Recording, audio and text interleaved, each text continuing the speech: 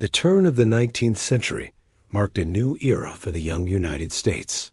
With the peaceful transfer of power from Federalist John Adams to Democratic Republican Thomas Jefferson in 1800, the nation had successfully proven that democracy could endure political rivalry without descending into tyranny or chaos.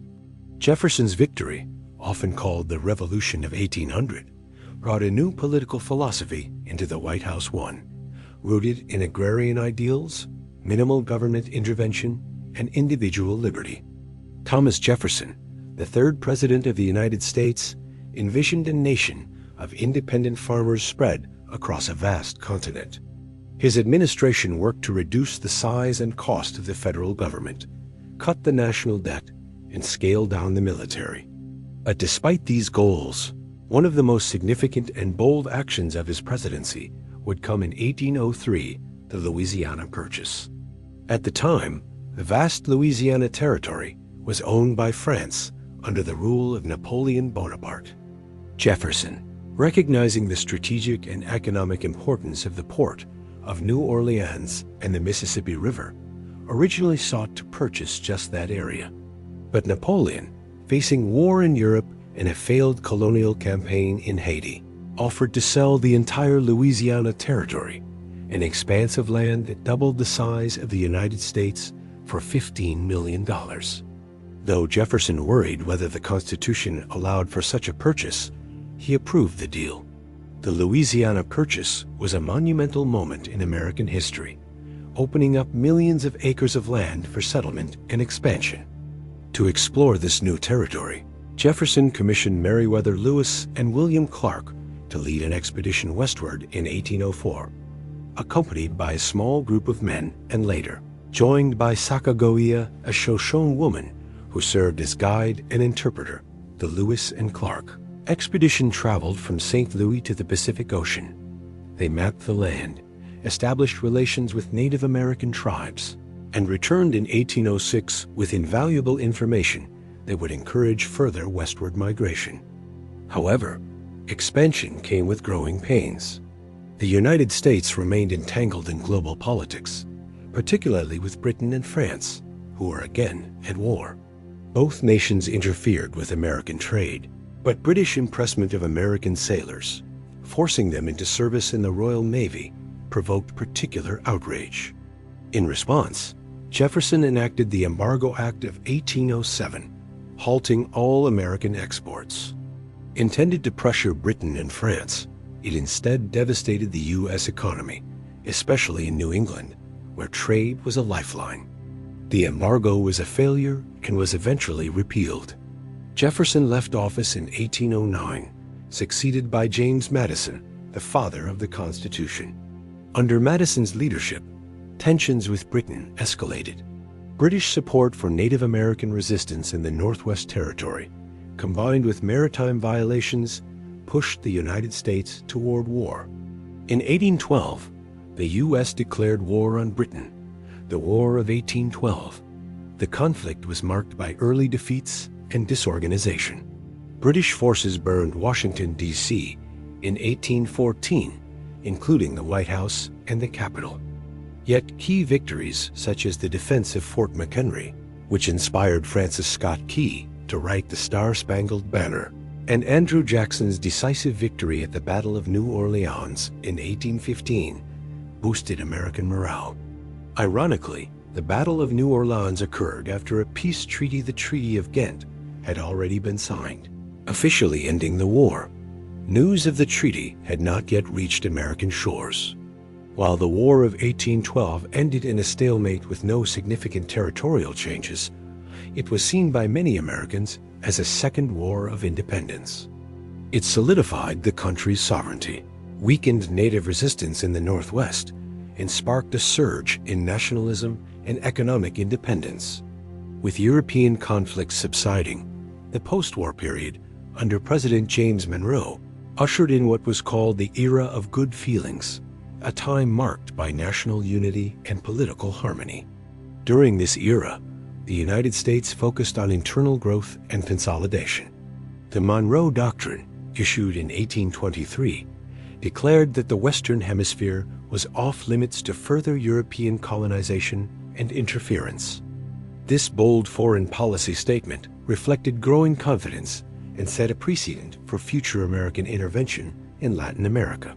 Meanwhile, the country was undergoing significant transformations. The Industrial Revolution began reshaping the economy.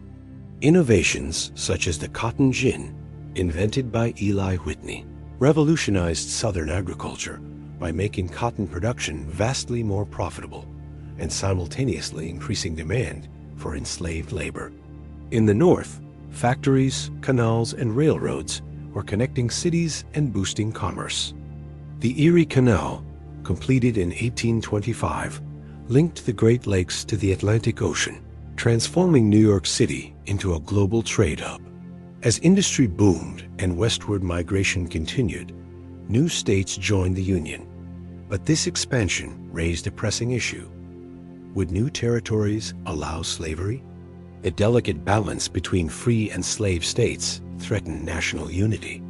In 1820, the Missouri Compromise attempted to resolve the crisis by admitting Missouri as a slave state and Maine as a free state, preserving the balance in the Senate. It also banned slavery north of the 3,630 line in the remaining Louisiana Territory. Despite temporary resolution, the slavery debate would continue to fester. Meanwhile, a new political era emerged with the rise of Andrew Jackson, a war hero and populist figure. Jackson lost the contentious 1824 election to John Quincy Adams, despite winning the popular vote. The election was decided in the House of Representatives, and Jackson's supporters decried it as a corrupt bargain. 4 years later, in 1828, Jackson won a resounding victory and became the 7th president. Jackson's presidency marked the rise of the common man in American politics. He expanded suffrage for white males and dismantled elite political institutions. But his administration was also defined by conflict and controversy. One of the most infamous acts was the Indian Removal Act of 1830, which authorized the forced relocation of Native American tribes from their ancestral lands in the Southeast to territories west of the Mississippi. Despite legal victories in the Supreme Court, most notably in Worcester v. Georgia, which ruled in favor of the Cherokee, Jackson refused to enforce the decision. His administration carried out a brutal policy of removal that led to the Trail of Tears, a forced march during which thousands of Native Americans died from exposure, disease, and starvation. In economic policy, Jackson waged a war against the Second Bank of the United States, which he saw as an elitist institution that favored the wealthy. He vetoed the bank's recharter and withdrew federal deposits, redistributing them to state pet banks. These actions contributed to speculative lending and inflation, eventually leading to the Panic of 1837, a financial crisis that plunged the country into a deep recession. Despite economic hardship, the United States continued to grow. The belief in manifest destiny, the idea that Americans were destined to expand across the continent, took firm hold of the national psyche. Settlers pushed westward, establishing homesteads, towns, and trade routes. The Oregon Trail, Santa Fe Trail, and California Trail became arteries of migration. Yet this expansion came at a heavy price displacement of Native Americans, violence, and rising tensions over slavery. In the 1840s, the U.S. turned its attention to the Southwest and Texas. Texas had declared independence from Mexico in 1836, and many Americans, particularly Southerners, wanted it annexed into the Union. After years of political debate, Texas was admitted as a state in 1845. This action, along with disputes over borders, led to the Mexican-American War in 1846. Under President James K. Polk, the United States launched a successful military campaign, capturing Mexico City in 1847. The war ended with the Treaty of Guadalupe Hidalgo in 1848, which ceded vast territories to the U.S., including California, Nevada, Utah, Arizona, New Mexico, and parts of Colorado and Wyoming. In just a few decades, The U.S. had stretched from the Atlantic to the Pacific. The new territories once again reignited the debate over slavery. Would these lands permit the institution or ban it? Tensions reached new heights in 1850 with the Compromise of 1850. This set of laws admitted California as a free state, allowed popular sovereignty in other territories, and enacted a harsher fugitive slave law requiring citizens to assist in the capture of escaped slaves, even in free states. This law enraged many Northerners, who began organizing abolitionist movements with renewed energy.